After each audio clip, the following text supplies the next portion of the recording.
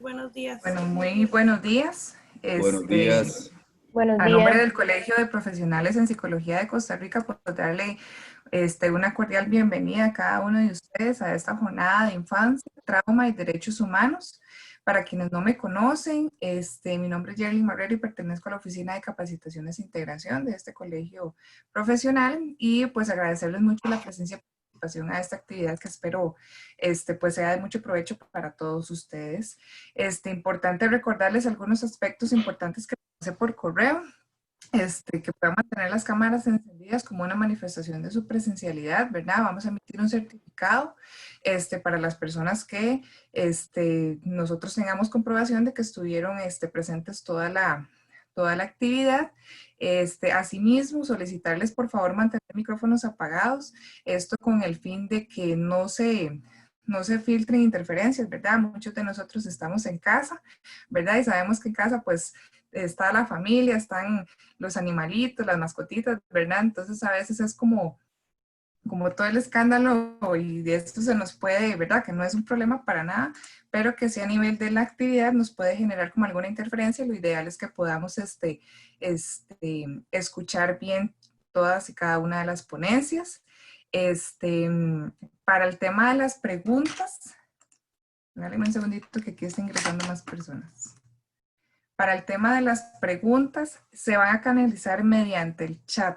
¿Por qué lo vamos a hacer de esta forma? Creo que es como lo más ordenado, ¿verdad? Igual nosotros vamos a estar haciendo un filtro de las consultas. Para eso nos va a ayudar nuestro compañero Sender, que es quien va a estar moderando la actividad. Entonces, consultas que ustedes tengan se van a hacer finalizando la ponencia de cada una de las personas mediante el chat. Se hace el filtro y Center las estaría canalizando directamente con don Mariano para que sea un poco más ordenado y podamos tener una mejor administración del tiempo. Y bueno, para no quitarles más tiempo, presentarles al moderador del día de hoy, al señor Sender Herrera Cibaja, quien es máster en Psicología Clínica, es fundador y director del Centro de Psicología y Desarrollo Humano, integrante de las comisiones del Colegio de Profesionales en Psicología de Derechos Humanos y también colaborador del Centro del CIREC, ¿verdad? Entonces, para que le cedo el espacio a don Sender. Buenos días. Muchas gracias, Jerlyn, por la presentación. En primera instancia, dar un enorme agradecimiento al Colegio de Profesionales en Psicología por abrir este espacio, a la Junta Directiva por hacerlo posible, al Departamento de Capacitaciones que lleva a cargo toda la logística para que esto se pueda realizar. Jerlyn es la persona que nos ha ayudado en este momento. A cada una de las personas expositoras que de manera muy generosa aceptan participar desde la compartir su conocimiento y su tiempo también, ¿verdad? Porque esta es una jornada gratuita en todos los sentidos, ¿verdad? Tanto hacia ustedes como hacia las personas que están facilitando, las que estamos moderando, etcétera. Y eso se hace desde la generosidad y por supuesto agradecerle muchísimo a papás, mamás, personas cuidadoras, personas encargadas, que es con los que trabajamos y es con quienes obtenemos mucho de esta información. Las guerreras y los guerreros, niñas y niños, sobrevivientes de muchísimas situaciones difíciles, que nos han enseñado también cómo cuidar, cómo conectar, cómo ayudar, y son la razón de ser por la que estamos acá. Estamos hoy no solamente celebrando, sino conmemorando el Día del Niño y la Niña y desde la perspectiva de la Comisión de Derechos Humanos centrado en la protección. Y la protección no desde cualquier lugar. Voy a tomar 2 minutos para hablar un poquito sobre derechos humanos en esta materia y posteriormente hago la presentación de don Mariano, que ya está aquí con nosotros, para que él inicie su exposición. Él va a exponer de manera fluida el tiempo que hay designado para esto. No le vamos a interrumpir con preguntas directas en el momento de la exposición, sino que la vamos a filtrar a través del chat para hacer un máximo aprovechamiento.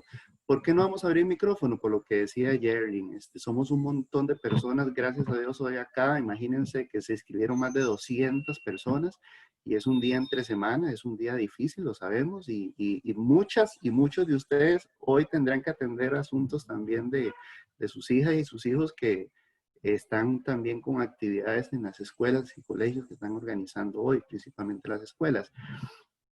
¿Cómo resumir derechos humanos en 1 minuto, 2 minutos en esta materia? Lo único que se me ocurre es la siguiente fórmula, las 3P. Los derechos humanos se basan en la fórmula de los 3P. Protección, provisión y participación. Protección es la materia legislativa, normativa, que nuestro marco, nuestra gran sombrilla, es la Convención sobre los Derechos del Niño, promulgada en 1989 por las Naciones Unidas y ratificada en Costa Rica en 1990. En materia legislativa, llama mucho la atención que en Costa Rica primero se aprobó la Ley Penal Juvenil que el Código de Niñez y Adolescencia. Eso nos tiene que decir algo a nosotros sobre cómo la sociedad trata los temas de infancia y de adolescencia. También tiene que llamarnos la atención que hubo que ser necesario agarrar un artículo del código y ampliarlo y crear la ley contra el castigo físico, ¿verdad? Hubo que hacer una ley específica, ampliar un artículo en particular. Debe llamarnos la atención cómo, a pesar de que trabajamos desde el enfoque de la protección integral, en contraposición de la situación irregular, es decir, de ver al niño o a la niña como objeto de cuidado o tutela y verlo como sujeto con voz, nace una ley como la de madre adolescente, ¿verdad? Madre adolescente, que es un término completamente incorrecto. Hablamos de adolescentes madres, sin embargo la ley se llama madre adolescente. Entonces esas cosas nos tienen que llamar la atención en el ámbito de la primer P, que es protección. La segunda P, que es provisión, es todos los recursos económicos que se distribuyen en materia de cuidado. Por ejemplo, el artículo 6 de la Ley de Paternidad Responsable indica que las instituciones del Estado tienen que crear programas para el cuidado compartido y uno lanza la pregunta, ¿cuántos programas de cuidado, crianza compartida conocen ustedes? Siempre hago la pregunta y nunca encuentro. De repente hoy acá podríamos encontrar un programa. Conste, programa, no actividad ni proyecto, programa, algo que sea sostenible en el tiempo. Y sobre el tema de fortalecimiento de habilidades para la crianza. Tenemos legislación, nos falta la provisión, que es el tema presupuestario. Por ejemplo, el Patronato Nacional de la Infancia no está todavía en todos los cantones. Uno diría, idealmente no debería estar en ninguno, porque los niños no deberían tener toda una estructura de protección contra violencia como la tienen ahorita. No nacieron, no nacimos para esto. Sin embargo, existe, sin embargo, el PANI no está en en todos los cantones. Y a veces en los cantones que estamos hablando de 10 funcionarios en promedio para un cantón que tiene 30,000 personas, ¿verdad? Hoy el PANI abre sus oficinas a las 7:30 de la mañana y tiene N cantidad de denuncias y tiene 10 personas y un solo carro. ¿En qué prioriza?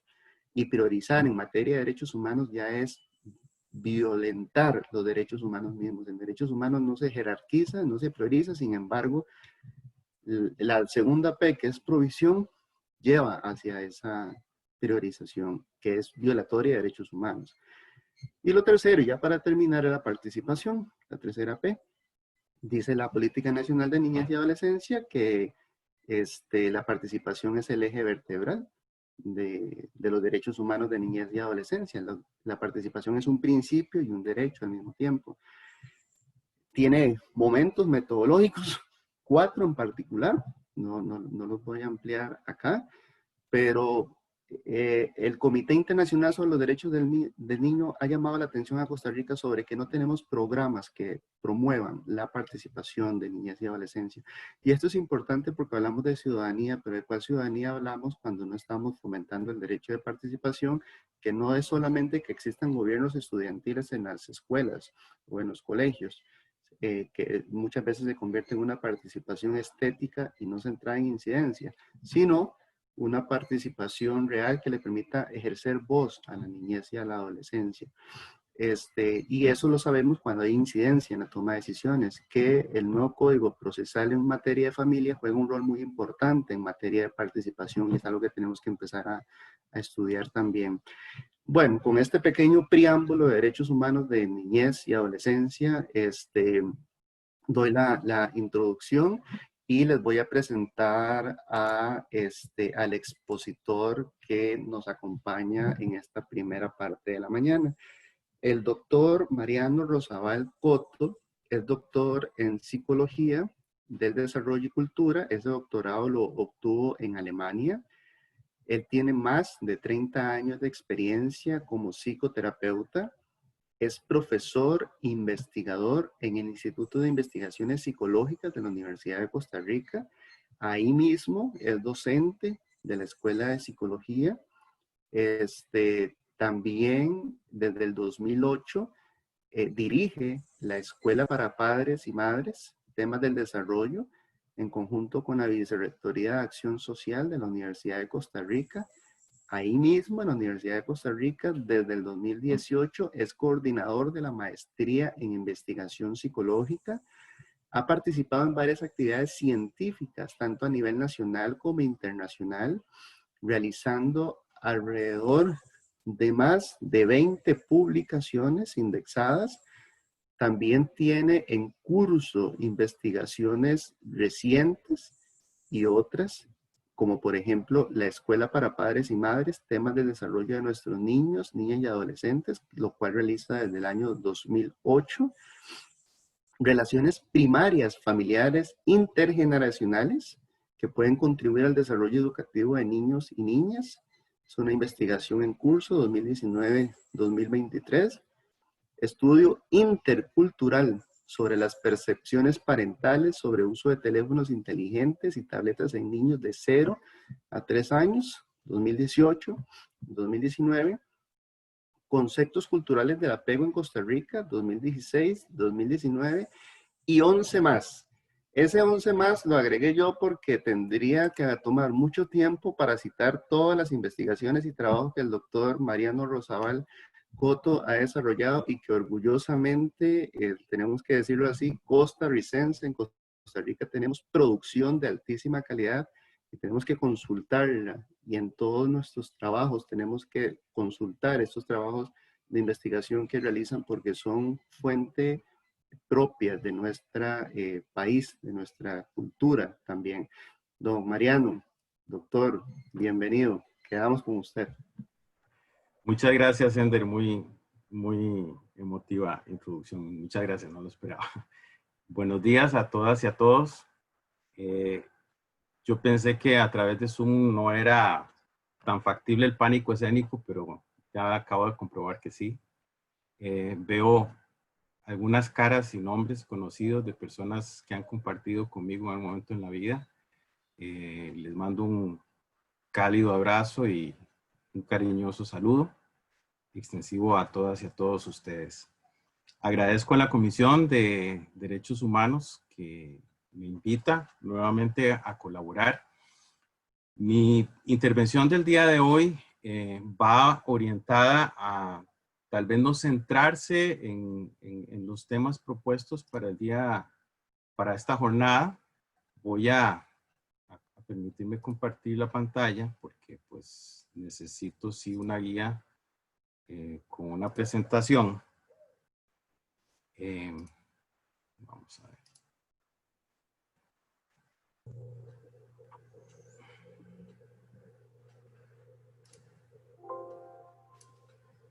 Nada más quiero que me confirmen si tienen la presentación. Sí, perfecto. Sí, Mariano. Ok, gracias. Voy a ahorita entonces activar las otras funciones fancies que nos da esto. Bueno, quiero activar el puntero, pero estoy ahorita con una parte que no encuentro, entonces no importa, la vamos a dejar así. Disculpe, ahorita no se está viendo la pantalla. Gracias, disculpen, vean, a pesar de que uno aprendió estas cosas así rapidísimo, ya, ok, ahora sí. Y ahora sí la tienen, ¿verdad? Perfecto. Quería el Señor. puntero. Gracias. Bueno, agradezco mucho pues abrir esta jornada virtual de formación con el tema de infancia, trauma y derechos humanos. Voy a permitirme hacer me permití hacer un pequeño cambio en el título que me pidieron, precisamente tratando de ser consecuente y consistente con lo que ha sido lo que he intentado que sea una línea de trabajo, y es que sea sensible al contexto. Entonces la retitulé Habilidades en Psicología para comprender la crianza.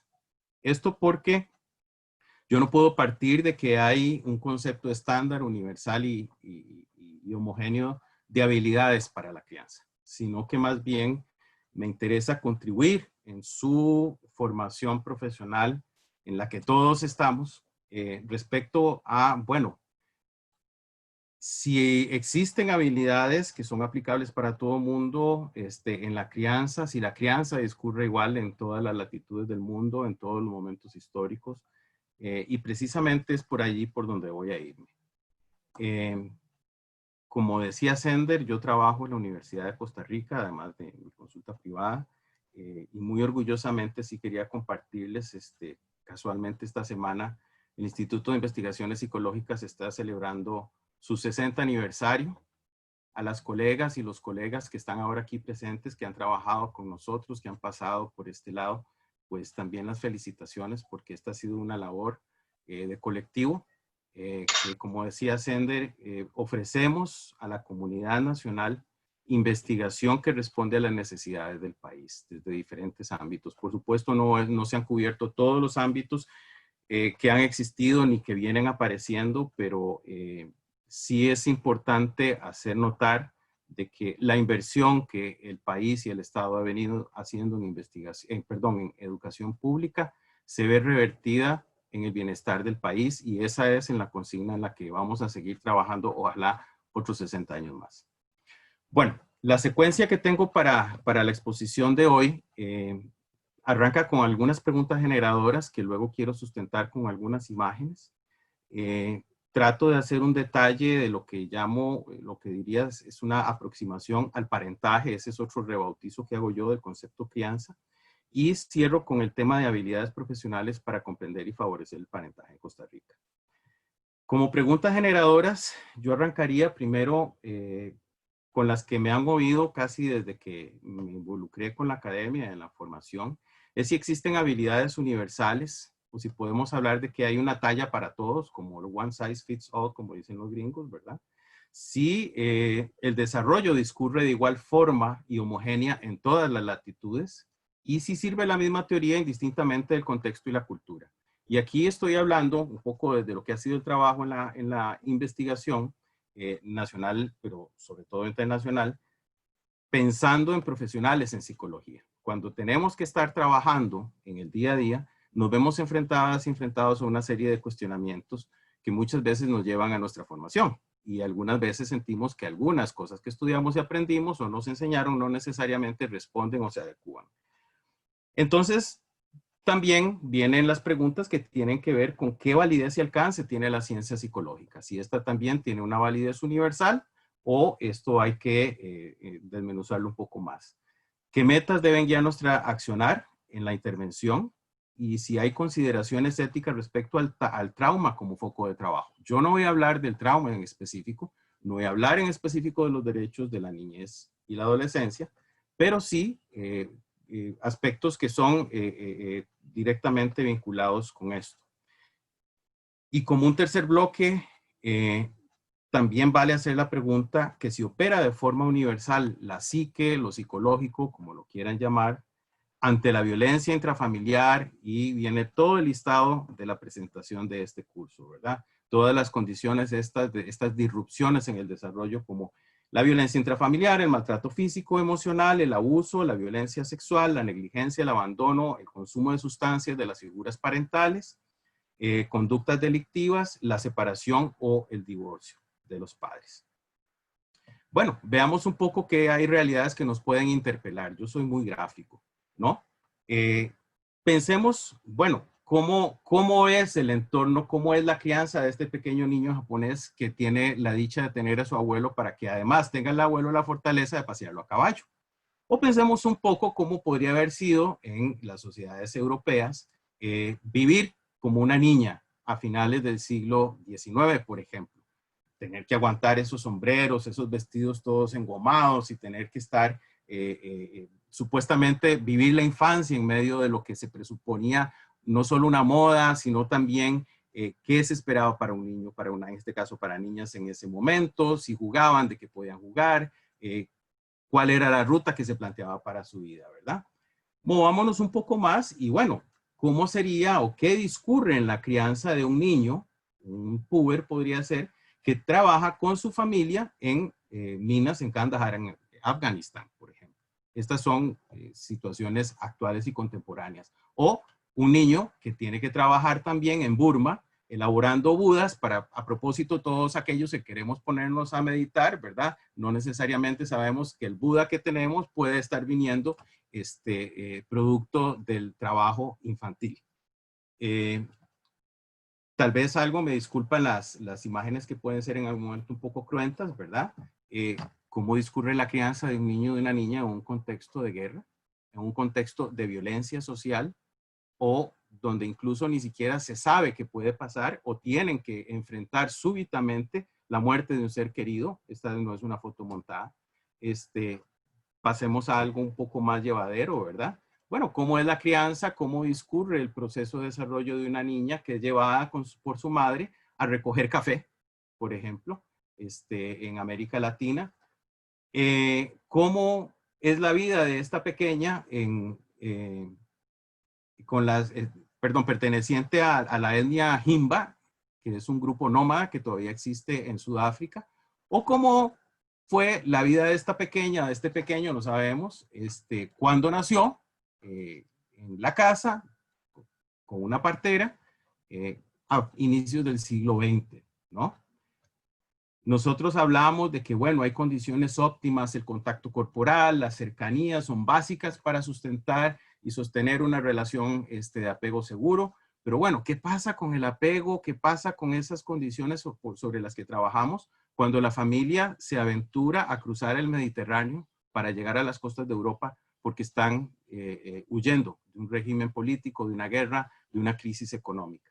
¿Qué es lo que pasa con las familias en África subsahariana que logran tener las buenas condiciones como una sociedad occidental, pero también cómo discurre el desarrollo de estos pequeños? Myanmar, un país que se ha visto presa y objeto de guerras internas por motivos religiosos, ¿verdad? Aquí en este caso están del lado budista y pues muy conectados con su contexto específico. Pero bueno, ¿cómo viven los que son musulmanes, por ejemplo, y que son víctimas de persecución o de guerra? ¿Cómo discurre el desarrollo y la crianza de los niños y las niñas que tuvieron que viajar con sus padres y madres, probablemente a través de Centroamérica, para llegar a la frontera con Estados Unidos y venir a enfrentar las políticas de, bueno, no sé si se puede llamar, pero las decisiones políticas del señor del norte, cuando deciden separar a las familias y a los niños y a las niñas, recluirlos en lugares donde su cuidado, su atención era incierto, ¿verdad? Las madres urbanas de cierto estrato socioeconómico logran tener la dicha de vivir el amamantamiento como una experiencia súper significativa y súper especial en cuanto a la maternidad, en cuanto desde una perspectiva muy psicológica. Pero bueno, cuando mamá tiene que trabajar, tiene que estar en el mercado y tiene que dar de mamar, tiene esa misma experiencia, le transmite el mismo amor, los mismos sentimientos. ¿Cómo habrá sido el crecer dentro de una familia Cabecar a inicios de los 70s aquí en Costa Rica? O estar viviendo en un grupo nómada en Afganistán en pleno siglo XXI.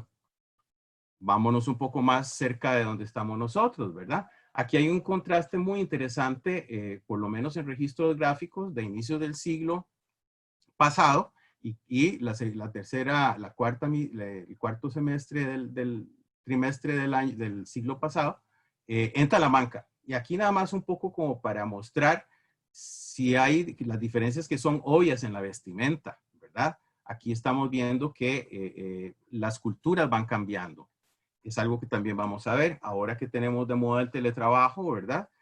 Discurre la crianza de forma adecuada y óptima en el momento que mamá está saturada con teletrabajo, pero en casa, pero tiene que atender a los niños, y si los niños tienen que estar en clases también, y de pronto si hay compañero, el compañero tiene que trabajar o tiene que salir, etcétera. O será más tranquilo estar allá en Cepecue, en Talamanca, donde anduvimos nosotros el año pasado y antepasado. Estas son fotos que ya yo tomé como parte de las investigaciones que hemos estado haciendo en Talamanca. No es ningún estudio etnográfico, fue una foto de oportunidad. Yo tenía que atravesar el río Telire, como muchas veces, para ir a territorio indígena, y en esta vez me tocó un botero que llevaba a su familia, en la que la experiencia fue muy hermosa, y aproveché para registrarlo, ¿verdad? Porque el botero es el que va atrás. Sin embargo, aquí iba la madre con los dos hijos, ¿verdad? Iba su compañera, y a lo largo del recorrido la familia se conjuga en toda esa labor de trabajo del padre que está llevando el motor atrás del bote, ¿no? Bueno, también si las condiciones óptimas que tenemos acá en nuestro país son óptimas para que los niños socialicen, sea con la familia, sea con espacios sociales, ¿verdad? ¿Qué nos dice esta foto de esta pequeña en un Jueves Santo en Orosi de Cartago, cuyos padres muy orgullosos le toman la foto porque la vistieron de nazarena y está cumpliendo la promesa que probablemente la familia ofreció, y la llevan a la procesión? ¿Qué tiene que ver todo esto con el desarrollo?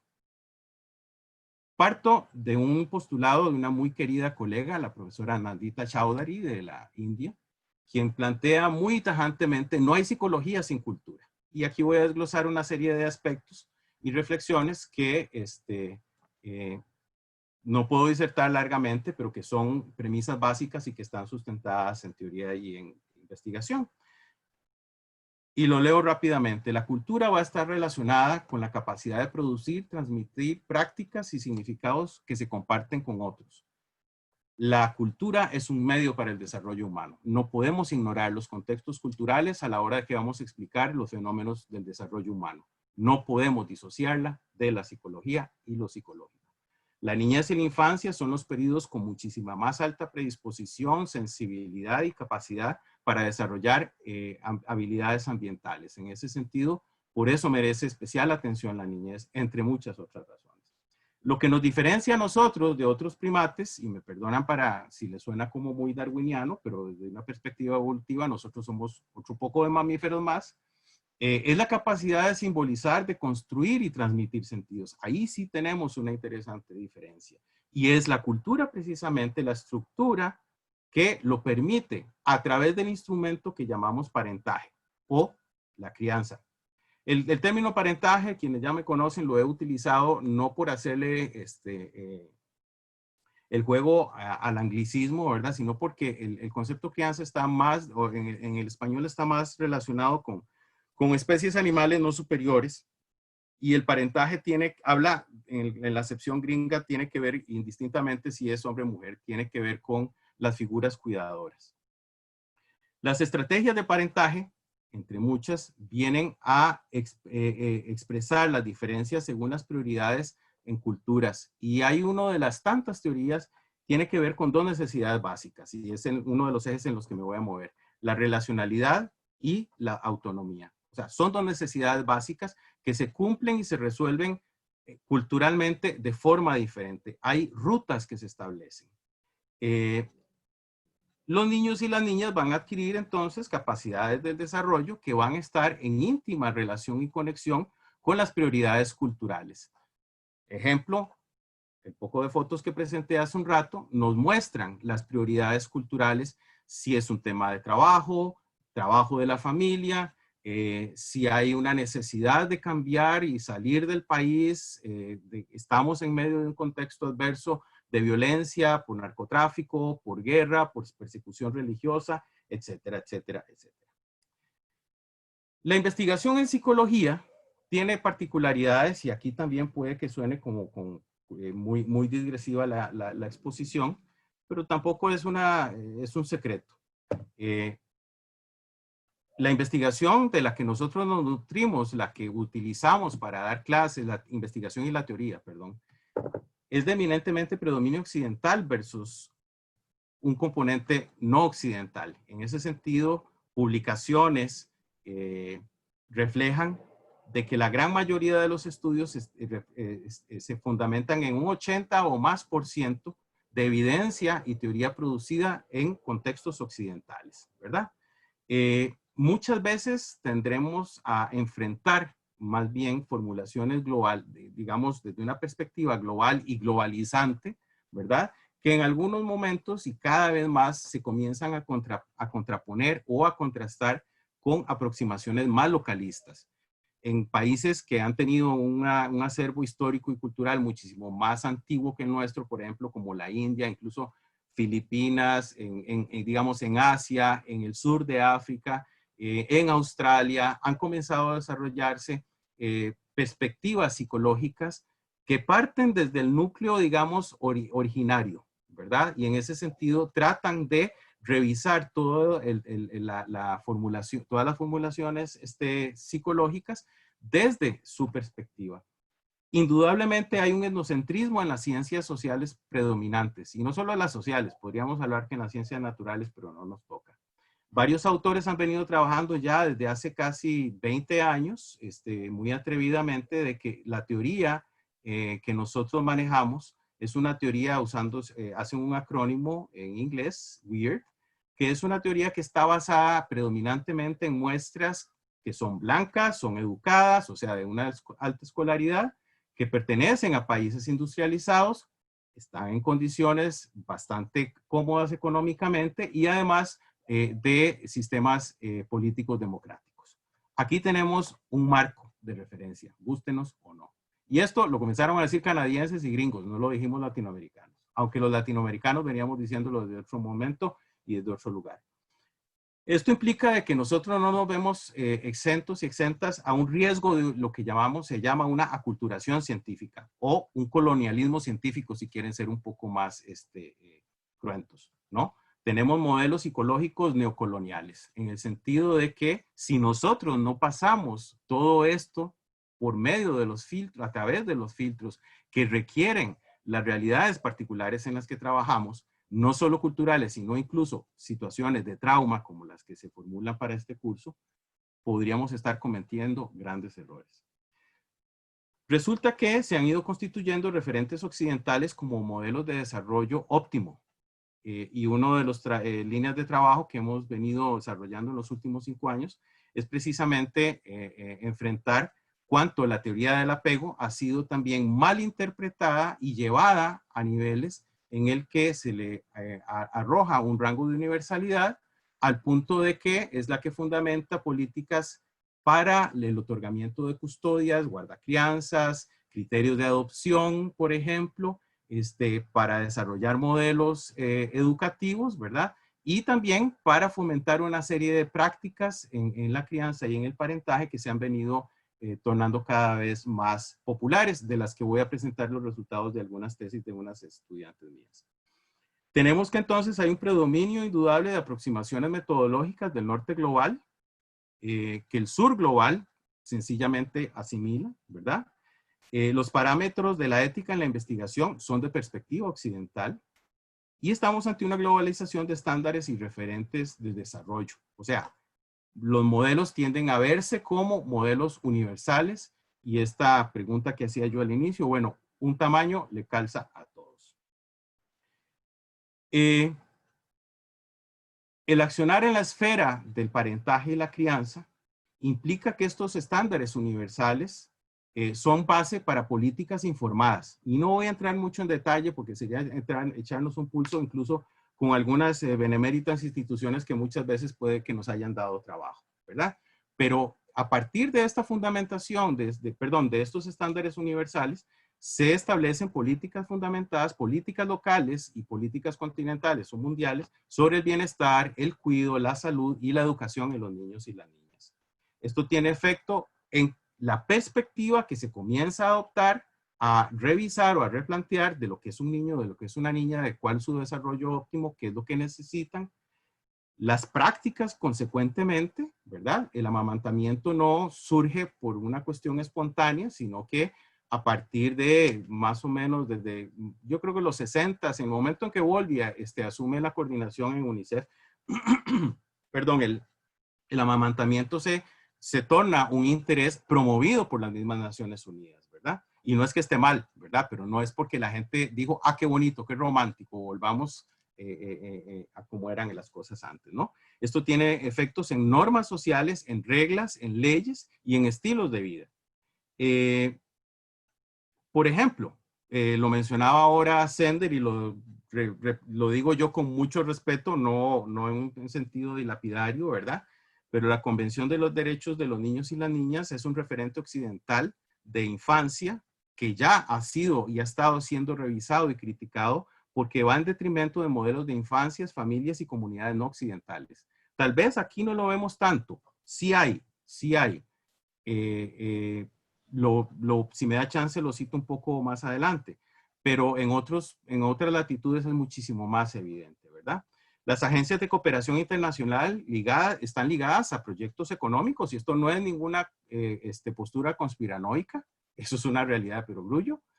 El Banco Mundial es el principal ente que financia UNICEF, así como la OSD, ¿verdad? Que financia los programas, los ISIC, los programas de cuidado de atención en infancia temprana a lo largo del mundo. Y si somos un poco maliciosos, si leemos ahora que se anunció que Costa Rica puede admitir la OSD, detrás viene una serie de pliegos de peticiones y hay un famoso informe, por ejemplo, sobre educación y una serie de requerimientos que se piden cumplir para poder obtener estos financiamientos. Entonces, no hay fiesta gratis en ese sentido. Voy a usar esto rápidamente como un ejemplo para introducir el tema de la cultura. Estos son una serie de diseños gráficos de una artista china que desarrolló esta serie. Se llama Cuando el Este se encuentra con el Oeste y trata de reflejarlo a partir de diferentes, yo nada más saco como 3 de 20 y pico, la noción de las personas, las diferencias de las culturas, ¿verdad? Ella es asiática, se va a hacer una pasantía a Alemania y, por ejemplo, hace estas series. La primera se llama Yo. No voy a hacer la pregunta porque nos atrasaríamos mucho, ¿verdad? Pero pensemos aquí, bueno, ¿qué representa en este caso no solo el color, sino el tamaño, ¿verdad? Esta otra se llama Estilo de vida. Y esta que sigue se llama Complejidad en la autoexpresión. Voy a comprometer a Sender. Sender, ¿qué te dicen estos tres? Así, rapidísimo. Me agarró con el audio apagado. Y yo ahí veo como algo desigual, ¿verdad? Ajá. El yo aquí es muy grande y este yo es muy Sí, chiquito. exactamente. El estilo de vida aquí está como un poco solitario y el estilo de vida aquí está muy acompañado. Y si Exactamente. hablamos de la autoexpresión, aquí es como muy fácil, es directa, es concisa, va al grano. Sin embargo, aquí da una serie de vericuetos, ¿verdad? Es como medio laberíntica hasta que pueda llegar. Gracias, Ender. Esto refleja de una forma tal vez muy gráfica, ¿verdad? Pero también, ¿por qué no artística? Diferencias fundamentales que encontramos. Las sociedades occidentales manejan una noción del self, del sí mismo, de lo que debe ser una persona, muy centrada, y es en lo que ahora voy a hablarles. Bueno, tenemos este otro, conexiones y contactos. Si vemos esto como un reflejo de las conexiones sociales, vemos que son igual directas, concretas, pero son con pocas personas. Y aquí casi que es muy difícil establecer quién está con quién, ¿verdad? Lo voy a poner así. Si esto lo tomáramos en cuenta para la planificación de las medidas sanitarias para enfrentar el COVID y entendiéramos de que nuestra cultura funciona así, probablemente tendríamos que trabajar diferente. Y no bastan solamente las instrucciones, cuídese, guárdese, tápese, no se meta con los demás. ¿Por qué? Porque nuestra cultura funciona diferente. Entonces, A partir de una serie de trabajos que hemos venido realizando, les ofrezco un pequeño perfil de lo que es, digamos, una perspectiva cultural en lo que llamamos, bueno, de nuestro país. Lo ubicamos dentro de lo que llamamos culturas proximales. Se asemeja más a, no es exactamente lo mismo, pero se asemejaría más, digamos, a los ejemplos que están en la cuadrícula roja, ¿verdad? ¿Esto qué significa? Es una sociedad cuyos valores están en términos, aquí hablo desde el desarrollo, pero pueden aplicar a las relaciones sociales, ¿verdad? Muy centradas en lo que llamamos relacionalidad jerárquica. Las relaciones son fundamentales, pero están también jerarquizadas. Esto significa que nociones como autoridad, jerarquía y el sentimiento de obligación son muy fuertes.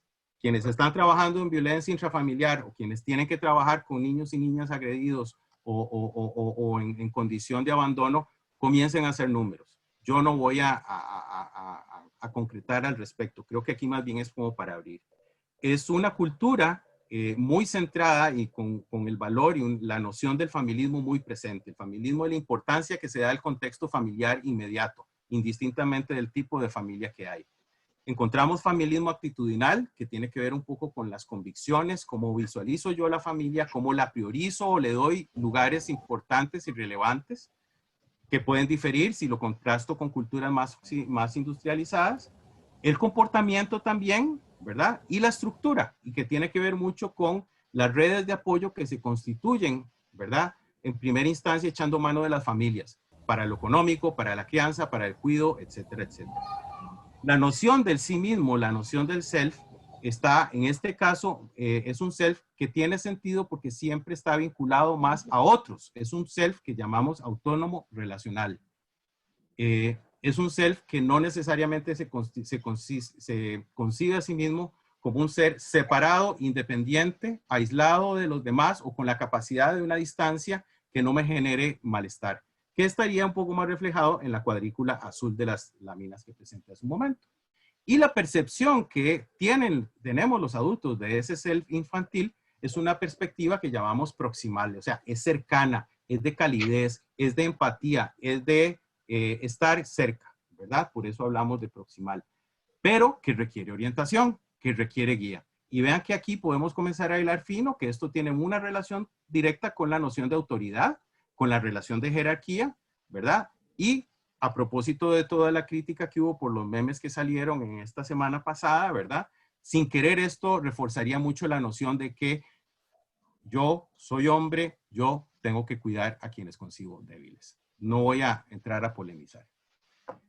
Entonces, la cultura proximal en la que nosotros vivimos tiende a fortalecer, a consolidarse en un parentaje de este estilo, donde el familismo es un elemento básico. La disciplina tiende a ser heterónoma, entiéndase una disciplina centrada en las normas, en la obediencia, etcétera. A partir de una relacionalidad jerárquica, los valores que predominan cuando se preguntan a las mamás, a los papás, a los adultos, qué espera de su hijo, de su hija como valores en la vida, es casi como que siempre una ejaculatoria, que es respetuoso, obediente, simpático, bien portado. Esto relacionado con una noción de autoridad muy específica que lamentablemente se orienta más a una obediencia hacia la autoridad por la autoridad y de tipo afiliativo. Tenemos entonces un perfil, esto va a quedar en la transmisión, ¿verdad? No voy a detenerme para avanzar, que podemos desglosar cómo es que funcionan los medios culturales, qué relación tiene con la educación formal. Aquí nada más quiero resaltar una cosa. Estos modelos oscilan y esto lo encontramos en nuestro país en diferentes intensidades, pero hay variables sociodemográficas que lo cambian. Conforme aumenta la escolaridad, los valores, la perspectiva, el trato y los referentes pueden ir variando y se aproximan más a los referentes, digamos, de países industrializados u occidentales. Niños autocontenidos, niños seguros, niños que necesitan una autoafirmación en sí mismos como sujetos, que están no tan conectados como podrían estar los niños y niñas de otros contextos. Entonces, encontramos de que tiene, como decía, un referente, se puede ver reflejado en diferentes niveles, ¿verdad? En este caso, resalto aquí el locus de control en un contexto más distal, sería en el individuo, mientras que en un contexto más proximal sería en la comunidad. Pensemos aquí, por ejemplo, qué potencial, esto porque lo he discutido en otros foros que me han invitado este año, qué potencial tendrían las comunidades a la hora de trabajar en conjunto con el Patronato Nacional de la Infancia en lo que se llama protección de la infancia. Que fuera una labor no institucional, que fuera una labor institucional con las comunidades, por ejemplo. Que las comunidades, aprovechando nosotros este acervo cultural que tenemos de la relacionalidad, se involucren en el cuidado, que el cuidado sea colectivo, ¿verdad? En el sentido que se permita, en el sentido que políticamente incluso se pudiera articular. Esta las voy a pasar porque me parece que estamos ya de por sí algo atrasados. Voy a remitirme a algunos hallazgos que se han venido dando. Creo que algunas personas ahí conocerán, identificarán algunas imágenes, ¿verdad? Hablaba de la dimensión particular del familismo. El modelo de parentaje es un modelo que está orientado a un self autónomo relacional. ¿Esto qué quiere decir? Es interesante, sin entrar en dicotomías, pero si veíamos el cuadrante azul, estamos hablando, digamos, de una orientación más a la autonomía, del ser como agente, de la persona como un ser independiente, consciente, racional, autocontrolado, autocontenido. Mientras que al otro, en ese abanico, ¿verdad? Se puede ir más bien a una persona que va a sentirse fundamentada, apoyada en la cohesión de los demás. Pensemos en el desarrollo de niños y niñas y veamos la importancia que tiene el núcleo de apoyo, el núcleo de cuidado, el nicho en el que está siendo criado, ¿verdad? En nuestro país hemos encontrado que estamos como a la mitad, ¿verdad? Y eso va a variar según zona, según contexto socioeconómico, según contexto sociocultural, conforme aumenta la escolaridad, la formación y sobre todo la aculturación, que es la asimilación de representaciones simbólicas, en este caso más de corte industrializado, ¿verdad? Tiende a ser más autónomo. Entonces nosotros tenemos como esa oscilación, ¿verdad? Esto está relacionado, bueno, no solo con el tema de la escolaridad, sino que también tiene que ver con los procesos de modernización. La modernización, la aculturación y el cambio social, pasar de un contexto rural a un contexto urbano. Eso se puede dar dentro de un mismo país. Eso se da predominantemente cuando hay migración de un país a otro. Cuando las personas migrantes nicaragüenses vienen a Costa Rica, vienen personas de zonas rurales, ¿verdad? Y eso implica todo un redefinirse en términos de expectativas, estilos de vida, patrones de interacción, etcétera, etcétera. Entonces, de algunas investigaciones que se han llevado a cabo, una con relación al disciplinar parental. Esta fue una investigación donde entrevistamos padres y niños, pero nos centramos básicamente en lo que niños y niñas decían. Encontramos de que la regulación del afecto a la hora de disciplinar se da más por estimulación de estados positivos en el ánimo, en el afecto y evitando la regulación. O sea, para ponerlo en resumido, vas a obedecerme porque soy tu papá, soy tu mamá y yo te quiero mucho. No porque te estoy transmitiendo una norma que te puede servir más adelante en la vida para que ya no me necesites o no necesites a alguien que te esté repitiendo qué hay que hacer, por ejemplo. Las relaciones tienden a favorecer momentos de entonamiento con un atractivo sentido de afiliación. No vamos a conflictuarnos tanto, nos decantamos por resolver esto en términos más afectivos, que quedemos bien, y no sé si les parece, les suena familiar al llamado estilo costarricense de resolución de conflictos, ¿verdad? En lugar de una confrontación que puede llevarnos más bien a estimular un desarrollo cognitivo, ¿verdad? En el buen sentido del desarrollo moral. Las competencias sociales se orientan más a la deseabilidad social, no a la competencia del sujeto ni del individuo como tal, ¿verdad? Y la vivencia del castigo se da desde la dimensión afectiva, no media un vínculo directo con la noción de falta a las convenciones sociales. Vamos a ver, lo dejo ahí. En el estudio que estamos llevando a cabo, que estamos cerrando sobre concepciones culturales del apego, voy a presentarles un par de resultados de 2 tesis que ya se defendieron este año. La primera es de Fiorella Guerrero, se llama Teorías y prácticas de parentaje en las personas bribris. y el impacto de la aculturación y el cambio histórico. Fiorella se abocó a investigar de qué manera la cultura tradicional bribri, digamos, de la zona más hacia la montaña, ¿verdad? Visualizaban y han experimentado, merced del cambio social, un proceso de aculturación. Y voy a presentar nada más un par de resultados. Se identifican lo que se llama mecanismos de aculturación. Entiéndase cuáles son las instancias, procesos, eventos que mueven aculturación. En este caso, la aculturación sería que las personas locales, la cultura originaria, deseche valores propios y asuma nuevos. Entiéndase los valores de la cultura dominante. Y la cultura dominante es la cultura que ellos llaman la cultura sicua del blanco, o la occidental, para decirlo en más elegante. Se identifican instituciones estatales, el PANI, el MEP, los EBAIS, las tecnologías de información y comunicación, lo que ellos llaman religiones no tradicionales, o sea, cualquier otra religión que no sean las religiones autóctonas. Me dolió muchísimo, las universidades y el turismo.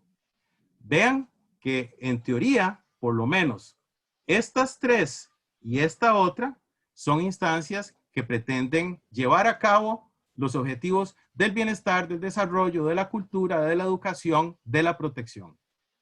Igual, ahí se las dejo picando. Ahí tenemos un gran reto por resolver, ¿verdad?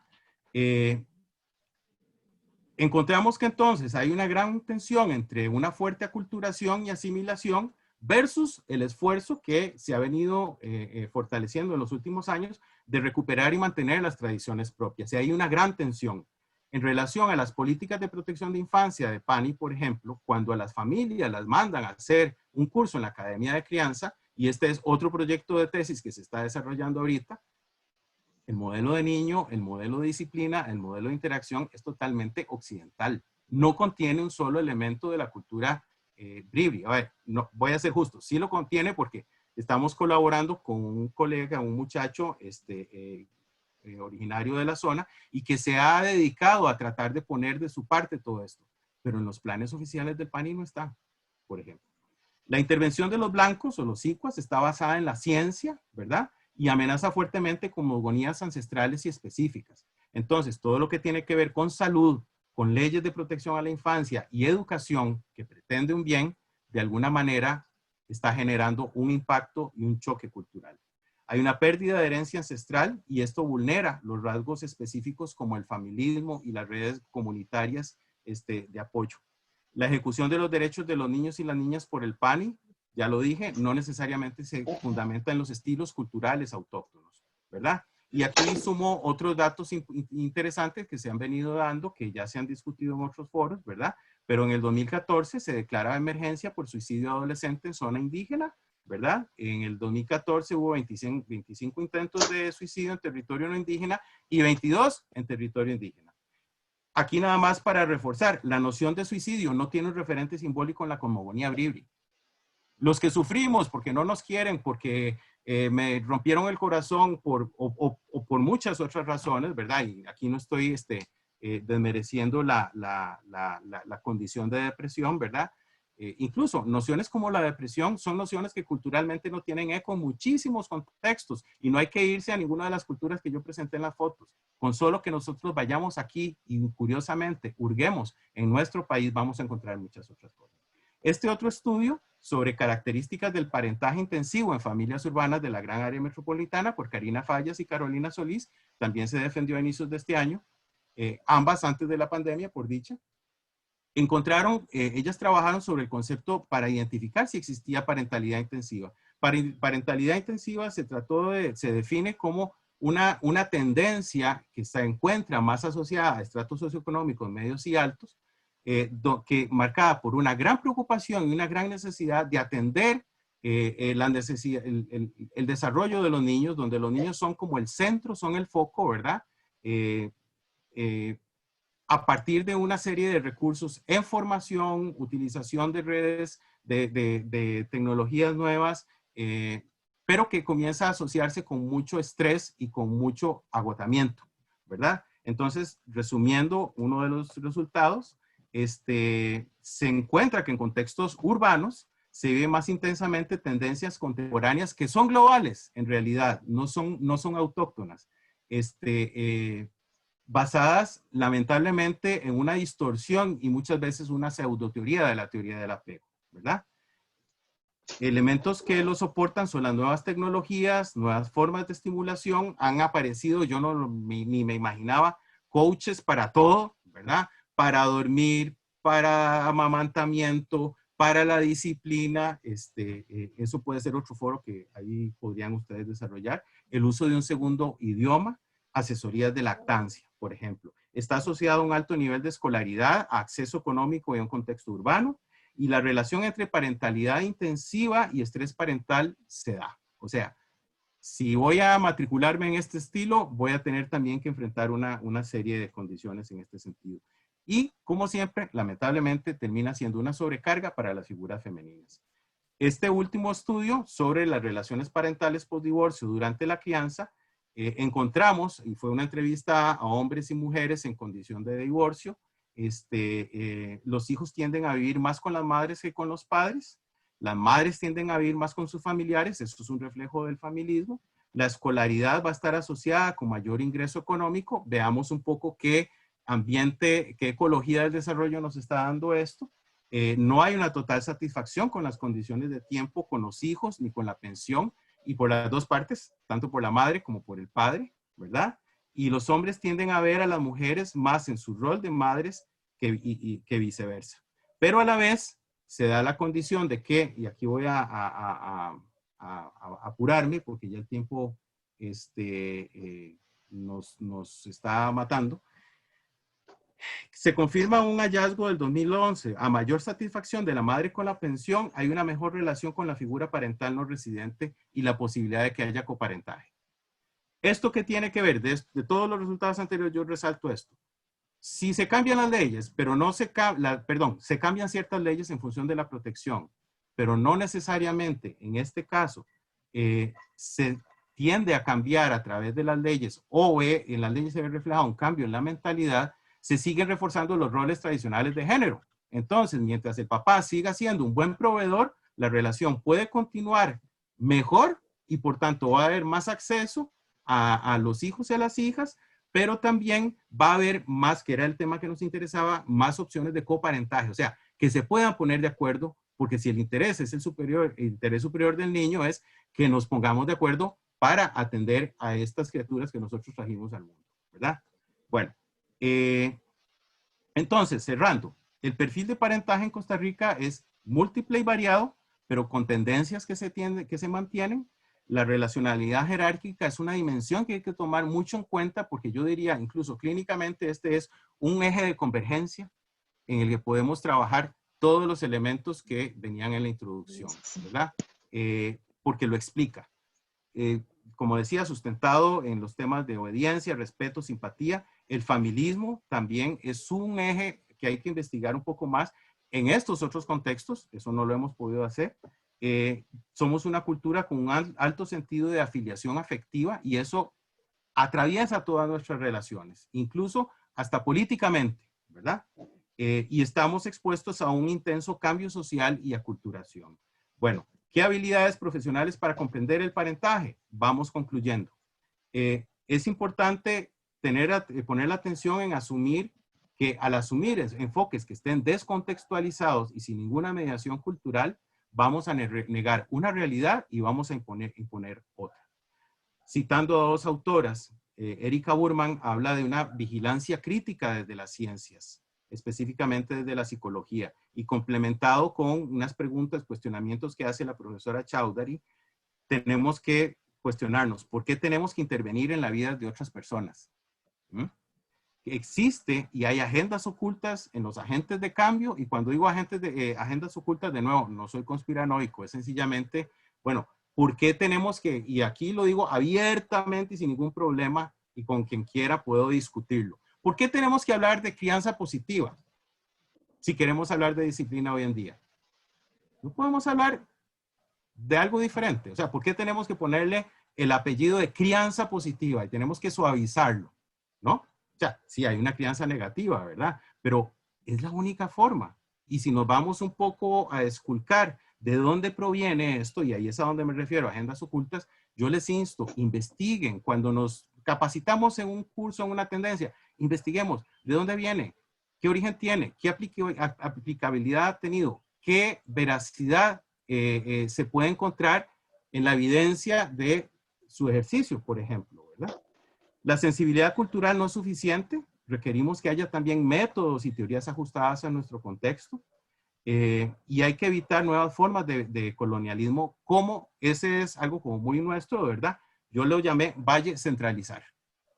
Incluso en algunos foros en los que hemos participado y comenzamos a hablar de cómo hacer en casa con COVID y los niños y las niñas, en una de las conversaciones dije, suave, un momentito, aquí estamos romantizando la cosa y estamos hablando de cómo se vive el COVID en el Valle Central. Y desde el primer mes, segundo mes, quedó muy claro de que en la zona norte, en las Piñeras, se estaba viviendo muy diferente. Que en las cuarterías de San José se estaba viviendo muy diferente. Y nosotros, psicólogas y psicólogos, tenemos lamentablemente, ese gran riesgo de valle centralizar. Entonces no tenemos que irnos a pelear con los occidentales, con las sociedades europeas, con los gringos. Nosotros de alguna manera reproducimos también esos esquemas. Tenemos que evitar los riesgos, por eso que las intervenciones estén altamente basadas en evidencia y no tiene que ser necesariamente solo un marco neopositivista, ¿verdad? O experimental, sino que sencillamente tengamos la evidencia de que funciona. Los contextos poco conocidos son los más vulnerables. Y esto no lo digo solo en contextos culturales, contextos como los que tenemos que trabajar en las condiciones de infancia, de derechos humanos. Hay que reconocer la complejidad como realidad per se, ¿verdad? Es importante que tengamos un conocimiento de nuestra propia cultura, de nuestra propia historia, y conocer el estilo de vida de los contextos a los que nos vamos a aproximar. Cierro entonces, de nuevo, las conclusiones que veíamos, perdón, a modo de conclusiones, volvamos sobre las preguntas. ¿Existen habilidades universales? ¿Hay una talla para todos? ¿Discurre el desarrollo de forma igual y homogénea en todas las latitudes? Entonces, ¿sirve o no la misma teoría indistintamente del contexto al que yo le estoy aplicando? ¿Qué validez y qué alcance tiene la ciencia psicológica? ¿Qué metas son las que tienen que guiar nuestro accionar y la intervención? ¿Qué consideraciones éticas debemos tener respecto al trauma y el foco de trabajo? Y, de nuevo, opera de forma universal la psique ante la violencia, la migración, el abuso, el abandono, la negligencia, contextos adversos de consumo de sustancias o conductas delictivas. Bueno, con esto me despido, tratando de ser consistente y de alguna manera pues dejar ahí para, no sé si nos va a dar chance de preguntas y respuestas. Ender, qué pena. Gracias, doctor Mariano. No esperábamos menos. Criticidad, en primer lugar, a todo, a las teorías, a los métodos, a la institucionalidad, a la legislación. Y es que en esta materia no puede ser de otra forma. E instar a utilizar investigación costarricense en todo lo que hagamos. En Academia de Crianza, que usted citó, carecemos un poquito de esta información desde lo que yo conozco, los programas recientes que hizo el IAFA, familias exitosas, que lo que la caja hizo fue importar a Chile, y tenemos en nuestro país muchísima investigación y nos corresponde a nosotros consultar y proponer esa investigación en todas las acciones que realizamos en nuestro país. Primeramente por este tema que decía don Mariano de no descontextualizar y aproximarnos a las prácticas de cada cultura, y que no hay que ir muy lejos. Aquí en nuestro país tenemos muchas. Hay unas preguntas, bueno, hay muchos elogios en todo el trayecto de las consultas, de lo que la gente ha aportado, pero ya estamos sobre tiempo. En realidad, sí queremos hacer como un descansito de 5 a 10 minutos, ¿verdad? Para poder ir al baño y atender algunas otras cosas. Entonces solamente nos vamos a quedar con esta pregunta. Ahí en el chat, de veras, don Mariano, hay muchos elogios al trabajo que usted y su equipo han realizado. Pregunta don Javier Vindas, ¿cuáles son las implicaciones de la globalización en las percepciones y prácticas del parentaje en nuestra cultura, y con eso vamos a cerrar esta ponencia. Te la repito. ¿Cuáles son las implicaciones de la globalización en las percepciones y prácticas del parentaje en nuestra cultura? Perdón, es que se había cortado la comunicación y no había escuchado que me hacían una pregunta. Esa me parece genial y creo que los resultados de la tesis de Karina y Carolina reflejan un poco eso, ¿verdad? Un primer gran efecto es la aculturación. Cuando hablamos de globalización, vamos a ver, hay un concepto que se llama aculturación globalizada, ¿no?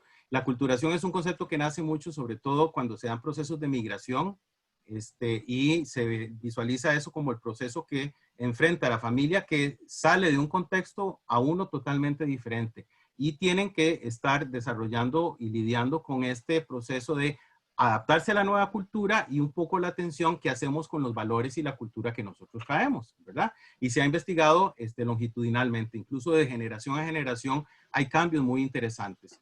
Algunas cosas permanecen, en algunas todo desaparece y se asimila totalmente a la cultura nueva. En el caso de la globalización, existe la aculturación sin necesidad de viajar, ¿verdad? Y en este caso, en la medida en que la comunicación se ha adquirido los niveles que tiene, el uso de tecnologías como las tecnologías digitales, sencillamente nos conectan con el resto del mundo. Existe el riesgo de que perdamos la noción de los límites, ¿verdad?, entre lo que yo necesito y lo que me están ofreciendo sin que necesariamente lo necesite. Y ahí, por supuesto, que entra todo. No solo los productos y la mercancía que compramos, sino también perspectivas del desarrollo, nociones de niñez, de infancia, de necesidades de desarrollo psicológico. Y me parece que un ejemplo muy específico que también, sobre el cual hemos escrito en algún otro lado, es de, por ejemplo, la parentalidad intensiva, ¿verdad? Y sin que signifique una descalificación a una preocupación legítima. Pero, por ejemplo, ¿qué es lo que termina generando? Que madres y padres terminan angustiados con un solo chiquito, una sola chiquita, ¿verdad? En una crianza totalmente infantocéntrica, donde de pronto están sobresaturados con una serie de demandas, son figuras parentales altamente culpabilizadas, agotadas, ¿verdad? Tratando de lidiar con una serie de demandas sociales de cambio en un estilo de paternidad diferente, de una crianza no violenta, de una crianza positiva, etcétera, termina saturando a las personas. Supongo que muchas de las personas que están acá presentes habrán tenido que trabajar esto como un motivo de consulta, ¿verdad? A la hora de que papás y mamás llegan. O como un motivo de consulta indirecto cuando llegan con un niño, una niña o un adolescente que no le va bien en la escuela, que se está portando mal, etcétera. Entonces, hay muchas, pero aquí quería nada más resaltar estas. Muchísimas gracias, doctor Rosabal. Hay 3, 4 excelentísimas preguntas ahí, pero de verdad, por un tema de tiempo, no lo vamos a poder hacer y son muy buenas preguntas. Muy amablemente estoy viendo en la diapositiva que don Mariano nos está regalando sus correos electrónicos. Yo no sé si te pudieran hacer estas Por supuesto. consultas. Sí, claro que sí. Escríbanme y trato de responder. Luego, cuando graben el chat, me lo pasan, porfa. Estoy tratando de leer ahorita. Agradezco mucho los saludos. ¿Qué está haciendo el instituto para descolonizar el conocimiento desde la visión occidental? Bueno, yo levanto la mano. Por lo menos yo estoy trabajando en eso. Es difícil. El predominio no solo es en un instituto, sino es en la visión del conocimiento en general. Creo que la ventaja de que estamos perteneciendo a la Facultad de Ciencias Sociales nos permite un poco más legitimar una trinchera, ¿verdad? Pero por lo menos en lo que a mí respecta, el iniciar aportando elementos que puedan servir de herramientas y basamentos para que otros sigan la tarea, creo que ya es algo. Por lo menos estamos tratando de visibilizar a nivel internacional de que no somos solamente un lugar donde pueden venir a recoger muestras, por ejemplo. Y también, Sender me decía al inicio, una de las expectativas es consolidar algunos textos, por lo menos que ofrezcan teoría, que tenga un basamento local, ¿verdad? Así es. Bueno, doctor, le agradecemos mucho la generosidad de compartir sus conocimientos y sacar de su tiempo para compartir también con nosotros. De veras, muchísimas gracias. Quedamos finalizados en esta primera ponencia. Vamos a hacer una pequeña pausa de 5 minutos para ir a tomar agua, estirarnos, etcétera, ¿verdad? Yo tengo en mi reloj que son las 9:11, regresaríamos a las 9:16. En este momento se pueden apagar cámaras y micrófonos y a las 9:16 volvemos bajo la misma consigna dada anteriormente, y ahí siguen los agradecimientos y elogio del trabajo de ustedes, don Mariano, y de veras, muchísimas gracias. Muchas gracias, un gusto, cuídense mucho, que estén muy bien. Gracias.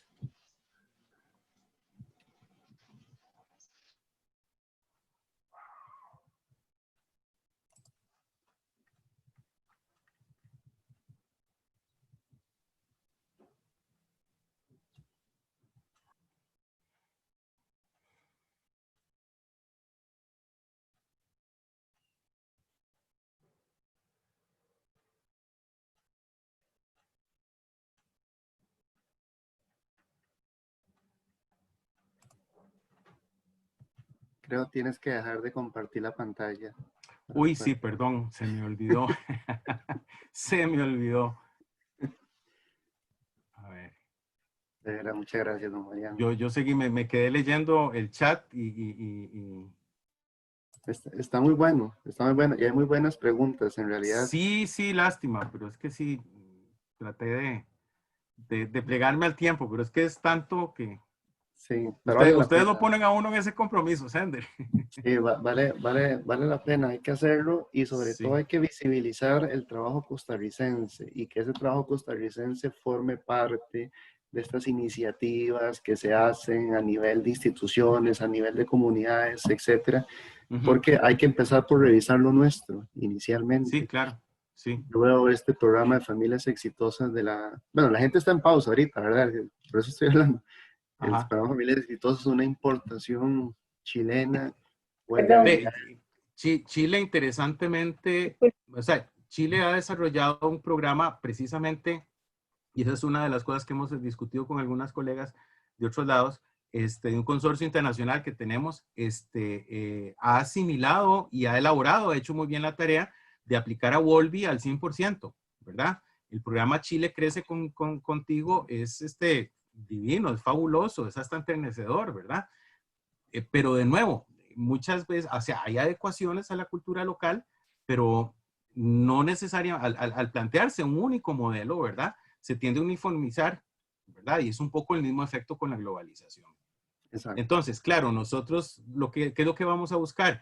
Que sea, como decía Cantinflas, que sea menos peor. Bueno, no vamos a copiar el modelo que están desarrollando en Italia, ¿verdad? Pero digamos en Chile o en México y lo traemos para acá. Sí, tal cual, ese es el problema. Exacto, el tema es seguir, ¿verdad? Es seguir y es trabajar en ese sentido. Por eso hay que escribir el libro, Mariano. Sí, sí, en algún momento esperamos poder sacar algo así. Sí. Bueno, y estás invitado a quedarte a toda la jornada, por supuesto, si el tiempo... Sí, yo sé, muchas gracias. Hoy estoy complicado, pero si puedo me conecto en algún momento. Yo tengo el link y nada más ahí entraría, ¿verdad? Exactamente, tal cual. Ok, y bueno, yo no sé si van a... Estaba viendo las preguntas.